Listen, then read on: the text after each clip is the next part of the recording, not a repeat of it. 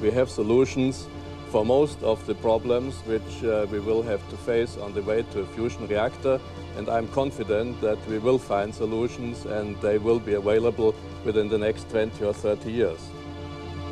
I give it about a 50-50 chance of success, and I would bet on that because we really are in trouble if we don't have satisfactory energy supplies in the next half of the next century.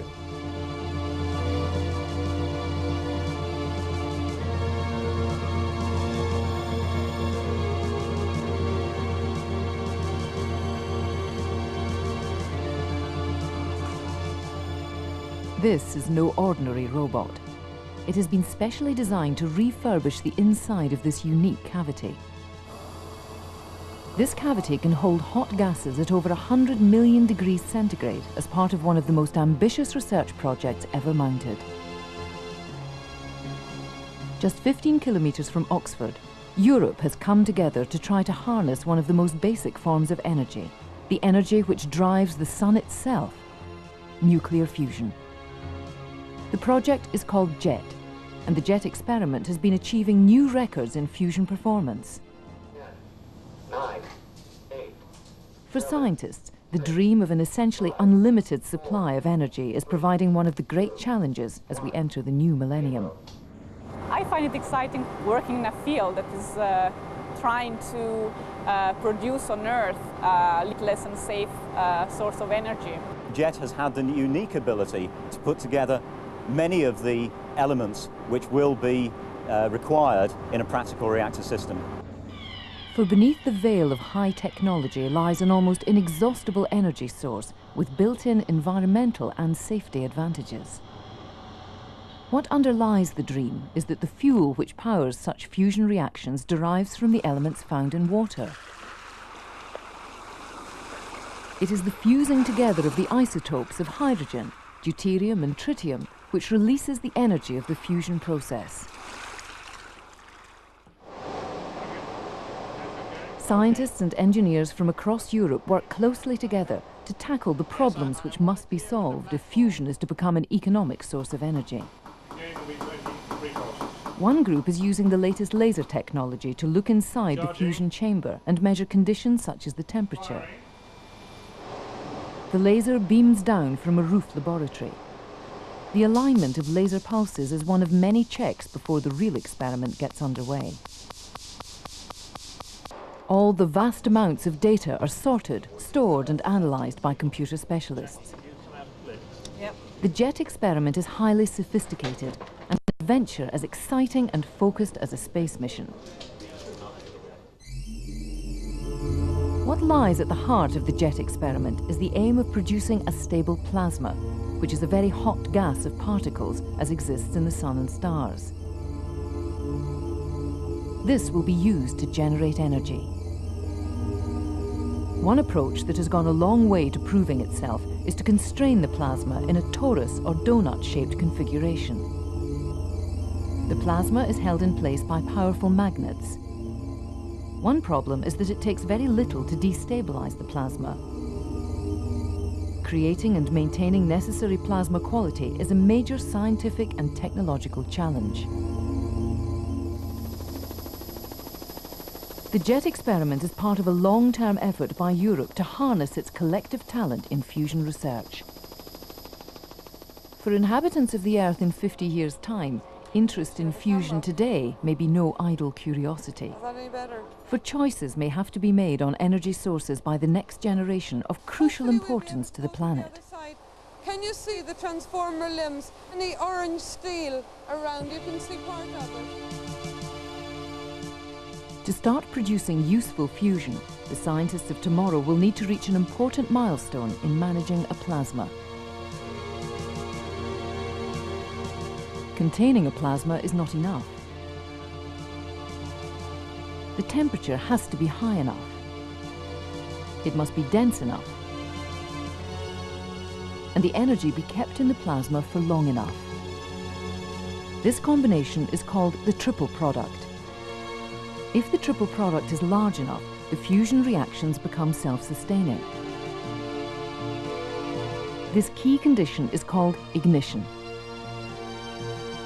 but it will be sufficient to produce a burning plasma short of ignition, so long as it produces enough excess energy.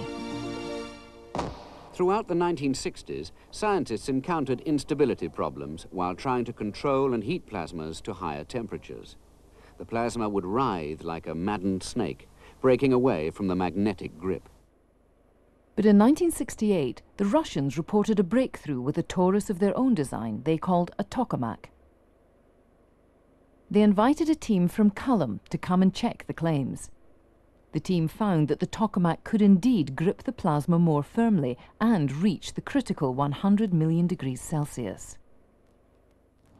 This led some years later to the design of perhaps the most advanced tokamak ever built, the Jet Torus, brought about in the early 1980s by the combined efforts of the European community. As happens in science, this advance and the acceptance of the tokamak concept as the most promising way forward opened up a whole new vista of opportunity. In a sense, the story of the direct path towards practical fusion energy was only just beginning.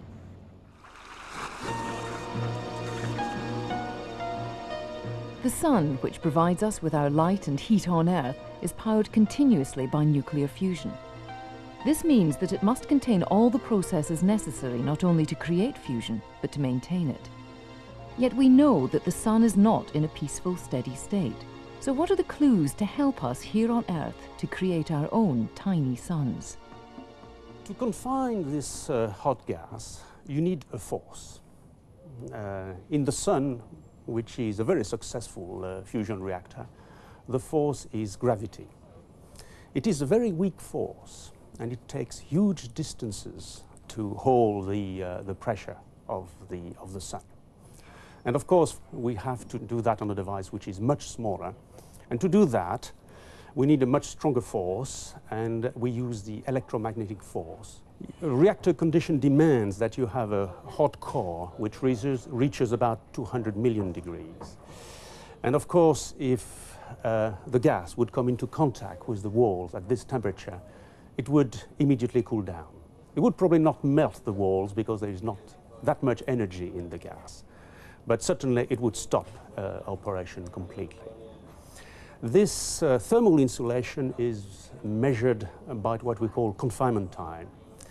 It's the time it takes for energy which you deposit in the core to actually reach the wall. In JET, we have reached a confinement time slightly in excess of 1 second. For reactor, you need to achieve between 2 and 4 seconds to reach the burn state. In order to harness the energy in a plasma, it's necessary to know what happens at an atomic level. In a plasma, the individual particles are propelled around by their energy or temperature and the electric forces which exist between all charged particles. Usually, when two ions collide, they bounce off like billiard balls. But if the energy is high enough, they may interact or fuse. New particles are produced, and energy.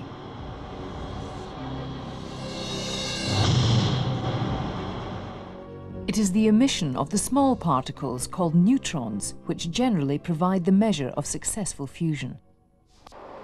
At JET, the neutrons are counted, but in a power reactor, it is the energy of these neutrons that will be converted into electricity. But there is also a hidden bonus in a fusion plasma. Well, in a fusion reactor, it actually will be the power produced by fusion reactions themselves which keep the plasma hot. In the reaction between deuterium and tritium, one of the products of that reaction is an alpha particle. That particle carries away 20% of the energy that's released in each fusion reaction. Because the alpha particle has a positive electric charge, it is confined by the magnetic field of the system. The alpha particle gives up its energy to the deuterium and the tritium ions and the electrons, thereby maintaining the temperature. And so, in principle, the process can become self-sustaining.